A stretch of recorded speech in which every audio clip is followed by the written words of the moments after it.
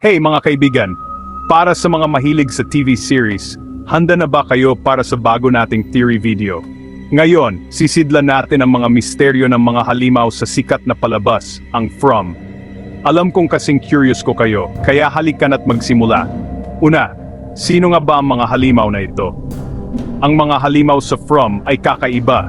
Hindi sila mga typical na halimaw na basta na lang nananakot. May malalim silang koneksyon sa mga tauhan ng palabas. Napansin niyo ba na tuwing gabi lang sila lumalabas?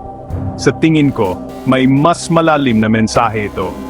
Ang gabi kasi ay sumisimbolo sa takot at kawalan ng kontrol. Parang ipinapakita na ang mga halimaw ay representasyon ng mga pinakamalalim nating takot. At ang mga mukha nila, hindi ba't kakaiba? Parang mga taong pamilyar sa atin, pero may kakaibang bahid. Teorya ko, baka ang mga halimaw ay refleksyon ng mga taong nawala sa atin o mga taong minahal natin dati. Kaya parang may pamilyar na pakiramdam, pero nakakatakot pa rin. Napansin niyo rin ba na may pattern sa pag-atake nila? Parang may dahilan sila, hindi lang basta-basta pagpatay. Ayon sa ilang fans, baka may kinalaman ito sa mga hindi na-resolbang issue ng mga pangunahing tauhan.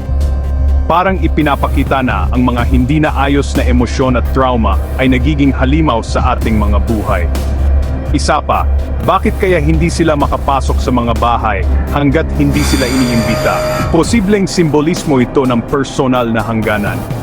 Ang mga halimaw ay maaring representasyon ng mga bagay na pinapapasok natin sa buhay kahit alam nating masama ang epekto.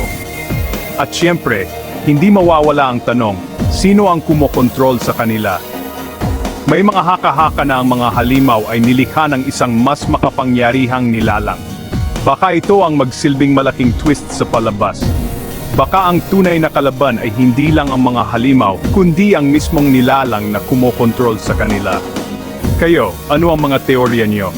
Ibahagi niyo naman sa comment section sa baba. At kung gusto niyo pa ng mga ganitong content, huwag kalimutang mag-like at mag-subscribe.